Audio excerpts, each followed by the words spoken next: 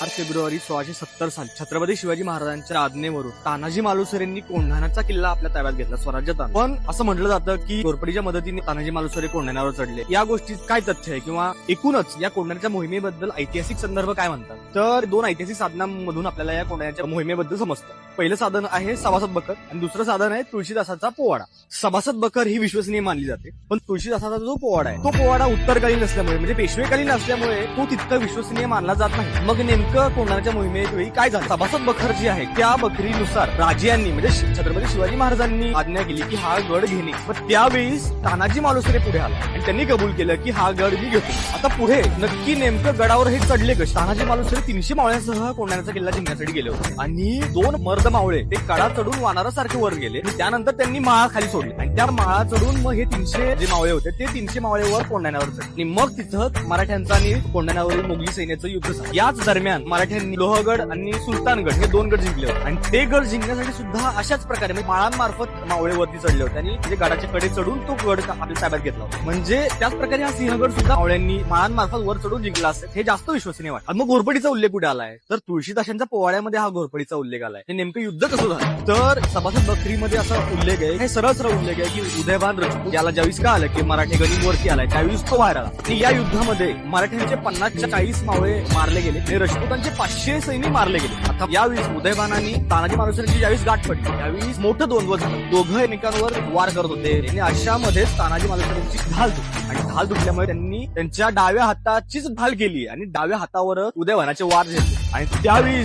त्या युद्धामध्ये दोघंही एकमेकांना भारी पडले आणि उदयभानाने तानाजी मालुसरे यांना मारला आणि तानाजी मालुसरे उदयभानाला मारला. असं सभासद बखरीमध्ये सरळ उल्लेख आहे. ज्यावेळी उदयभान पडला हे त्यांच्या सैनिकांनी बघितलं त्यावेळी उदयभानाचं जे सैन्य होतं ते कड्यावर उड्या टाकून पाहायला लागलं. पण अशा वेळी तानाजी मालुसरे पडला हे बघितल्यावर तानाजी मालुसरेंचा जो भाऊ होता सूर्याजी मालुसरे, त्या सूर्याजी मालुसरेंनी आपल्या मराठा मावळ्यांना एकत्र जमा केला आणि त्यांना एकत्र करून पुन्हा त्या सैन्यावर आवेशाने चढाई करण्यास सांगितलं आणि त्यावेळीस मग सूर्याजी मालुसरे आणि इतर मराठ्यांनी जे राहिलेले राजपूत ते कापून काढले. पण दुसऱ्या दिवशी ज्यावेळी महाराजांना गोष्ट समजली की तानाजी मालुसरे पडले, तानाजी मालुसरे हे शिवरायांसाठी अतिशय महत्वाची व्यक्ती होते, त्यामुळे शिवाजी महाराजांना अतीव दुःख झाले असं सभासद बखरीमध्ये लिहिलंय आणि शिवाजी महाराज उद्गारले एक गड आला पण दुसरा गड गेला. आता तुळशीदासाच्या पोवाड्यामध्ये यावेळी काय उल्लेख आहे की गड आला पण सिंह गेला. त्यानंतर कोंढाण्याचं महाराजांनी नामांतर हे सिंहगड असं केलं. पण इतिहासकारांच्या मते सिंहगड हे नाव 1670च्या आधीच म्हणजे 1663च्या एका पत्रामध्ये आपल्याला आढळते. म्हणजे या घटनेनंतर कोंढाण्याचं नाव सिंहगड असं केलंय असं म्हणणं विश्वसनीय नाहीये.